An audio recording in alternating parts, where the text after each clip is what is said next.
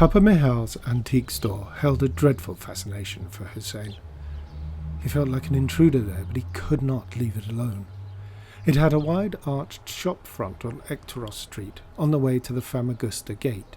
With the grating up, it opened directly onto the street. No windows or door, just shelves of junk receding into the cool darkness. Back there, somewhere in the shadows, old man Papa Mihal sat. At least, that's who Hussein assumed he was. A fuzzy radio on beside his ear, an ancient magazine at his hand, one eye ever on the store in front of him, like a giant in his cave, watching his treasure. Not that he seemed to treasure any of it. The man certainly didn't seem to mind Hussein picking his way down the aisles, turning over the odd things he found there with no intention of buying them, even if he had had the money to spare on them. And it was hardly treasure. Here was a shoebox full of old postcards, written and sent and read and forgotten decades ago. Fond wishes and curt dismissals, holiday destinations and comic animals, I miss you dearly and please send money. Lives, slivered into leaves, shards of the past, a pack of glimpses, as from a moving train, of friendships and families long forgotten. Here was a stack of melamine coffee cups, decorated with stylized flowers, a pile of coffee mornings, of polite pleasantries, gossip, trivialities, the tiny threads of conversation out of which neighbours are woven. Here was a pile of tin signs, advertisements in Greek and English and Turkish, languages at war with each other, in contention for attention. Buy this, drink that, a clatter of slogans against each other. Through it all, Hussein hunted, but he could not quite tell for what. He wanted some answer to what this place was, this island, to where he fit in it. He sifted through these shelves like a museum, trying to fit together the history from which all these discarded remnants had been left over, trying to fit all these nothings back into a something. He was a nothing, after all, meant nothing, had nothing, not even the clothes on his back, the two big shoes, the brightly coloured shirt with the English letters across the front, G.A.P. These had been donated. He had no history of his own anymore, and was hungry for it. His own history had stopped. This is what drew him to Papa Mihal's over and over again. There were plenty of antique shops in the old town, but a lot of the objects on these shelves were in extraordinarily good condition. Papa Mihal seemed to have a knack for finding goods still in their packages, as yet unfaded by the sun, unused and unbroken. An old newspaper, miraculously unyellowed, prophesying war, a military medal polished and gleaming, a souvenir tea towel still in its cellophane, featuring tourist destinations you could visit no longer. Because of history, 2 streets north from here, an insignificant side road stopped suddenly in a wall of concrete-filled barrels, topped with barbed wire and a blue and white striped sentry box. Beyond that, nothing. Silence. A street of empty, ruined houses. Flowers dropped from gaping windows. Pigeons rustled among beams bare to the sky. The ghost of a street lined with the corpses of houses. The Dead City. That is what one Greek had named it to Hussein. The Dead City. The buffer zone. The Green Line. There had been, as Hussein understood it, a civil war, and the only way that had been found to stop it was to take away the front lines, to freeze the war in its place. Across the middle of the island ran a strip of stopped time, of abandoned houses, deserted fields, and ghost towns, a neutral zone into which no one went, apart from the peacekeepers. And the cats. The cats, Hussein noticed, made a sanctuary of the war zone, safe from cars and dogs and people, a city solely for them. Hussein envied them. He felt like a non-person like him belonged in the non-place of the Dead City. Perhaps there he would be released from time, from the impossibility of spending it when you have no life to spend it on. Instead, all he could do was sift through the detritus of other people's time in Papa Mihal's store, drift through other people's lives in the streets, wander a city that belonged to other people. Aimless, doing nothing, being nowhere. Early one morning, unable to sleep, he found himself in the street behind Papa Mihal's. There was a cafe there, and they had left their chairs and tables out in the street overnight. He could sit there, listening to the busy sparrows, at least until someone came to open the cafe.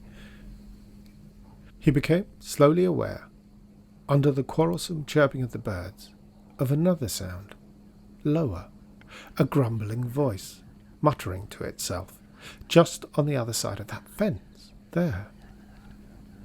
He stood up, careful not to make a sound, and edged closer. There was a gap in the wooden slats that made up the fence, and he peered through. It was a tight little yard, piled high in the corners with bric-a-brac, old tin baths, child's bicycles, road signs. The back of Papa Mihal's, he realized. A door was open, and in it sat the old man himself, wearing just a vest and pyjama trousers, smoking a cigarette. In his lap he had a plastic tray on which he was sorting through a bundle of trinkets, odd little bits and pieces, but what transfixed Hussein was the parliament of cats that sat around him. They all sat neatly, tails wrapped around their forepaws, in a rough semicircle, all staring at him with that quiet, uncomprehending insouciance that only cats can pull off. As Hussein watched, another cat came over the top of the fence to his left, dragging along in its mouth a man's hat, of all things. The cat pulled the hat after it into the semicircle, up to the old man. The old man spoke to the cat, and it dropped the hat at his feet. He picked it up, turning it round in his hands, keeping up an approving commentary. It was an old-fashioned sort of hat, Hussein thought, a Homburg or a Trilby or something like that, the sort of thing he'd only ever really seen in old black-and-white films. Finally, having examined it, the old man flipped it up onto his own head at a jaunty angle. He thumbed an oily sardine out of a tin on his tray and pitched it over to the cat that had brought the hat. Then he stood and took the tray back into the darkness of the store, leaving the cat staring at the empty doorway. They stayed for a moment, as if waiting to see if the audience was truly over, and then, one by one, sauntered away. Hussein watched until the last one went. Hussein was back the next morning, of course, but not at the cafe. He was sat, before dawn, shivering but still, in the shelter of a shuttered doorway, watching the barrier across the street, barring the way into the dead city. And there it came, a scrawny little black cat, flavouring one leg as it slipped through the barbed wire and jumped down from the barrels, in its mouth a length of ribbon from which hung a delicate little cameo. Hussein watched it go, hugging the walls and slinking across the road towards Papa Mihal's. Then he looked up at the buildings around the barricaded street, considering the drainpipes, windowsills and roofs. Finally he got up, stretching his cramped legs, and went for a walk. Out through the remains of the city walls, up through the quiet streets of houses, into a cemetery of closely packed mausoleums, a suburb of the dead, where he dozed on a bench in the warmth of the sun, waiting for nightfall. That night, crouched in the shadow of a crumbling wall, he sat on a roof, overlooking the barrier. There it came, the flicker of movement in the monochrome of the streetlights, a cat, jumping up the emplacement, winding through the barbed wire and down into the ruined street beyond, and Hussein followed it. There was a street party going on outside the town hall, and up on the roof Hussein had been able to hear the distant thumping of the music, but down here in the dead city he could hear nothing. The silence was oppressive. All around him were signs of noise, bits of rubble in the street, doors and shutters hanging off their hinges, holes blown in walls, and windows stoppered up with sandbags. Hussein recognized these signs. That wooden box let into the sandbags was for a machine gun. That collapsed roof and shattered windows were where a shell had dropped. That gaping doorway where a family had fled, saving their skins but leaving their lives behind. All of these were noises, loud, terrifying, heart-rending noises, and none of them audible. All of them hanging there, in the darkness, unheard, stoppered up in time, waiting to be let loose. Hussein knew what this silence was. It was the silence of something about to happen. He could feel it, straining against the walls of the empty houses, massing in the shadows. It was the silence of something not making a sound, a silence that followed him on noiseless cat paws, matching his feet, step for step, matching his lungs, breath for breath, his heart, beat for beat. This was the silence of the phone not ringing, the letter unopened, the words not yet spoken, the silence of a bomb still falling, of a doom still undecided. He stood in the dead street, every muscle tensed for the exclamation that was not coming. Something did not shift in the houses around him. Something did not change. Something did not move. He started running. His panicked footsteps did not echo. The sound was flat, dead. He ran down a street, turned a corner, and then leapt through an empty doorway into a dark hall, through a still and bare room, and out again through a windowless gap. Nothing. The house was stripped bare, the street a featureless ruin of itself. No sign of life, none of those lost objects the cats had carried back, not a stick of furniture, not the outline of a missing picture, not a name on a street or a number on a door, just this great and terrible silence that did not want him here. Even him, and no one who had nothing.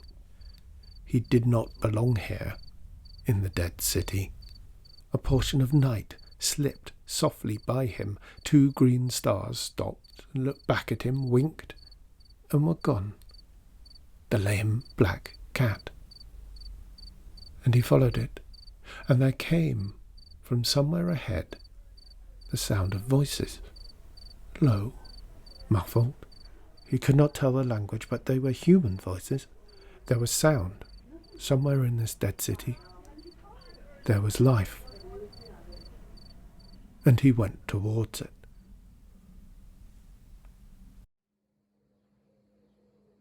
The old man squinted at the photograph the cat had brought.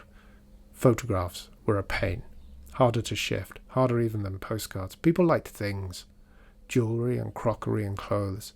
Those they could make their own. But postcards and photographs and letters, those too obviously belonged to other people, had too much history in them, too personal. Still, young people liked them these days. Old photographs, they were a novelty to them with their phones. They put them up in their bars and cafes. He had seen them manufacturing a history they did not own. And this one did not look old, of course. And what was that in the picture? Men standing around a market stall, some shop front, century or so ago, judging from the clothes, and maybe more. Man in a 3-piece suit, another in a starched collar and apron, proud of their business. The heaps of fruit around them, pleased to have it commemorated by this photographer. In the background, a butcher stood under the skinned legs of a lamb hanging over him. A man in a fez, holding a donkey's rein.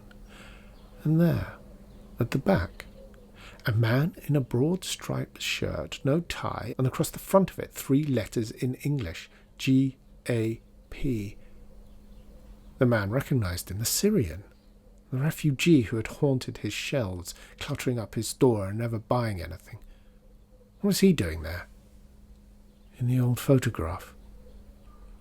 He must have followed the cats, followed them wherever they went, over the green line, that zone of frozen time, into the past they brought these treasures back from.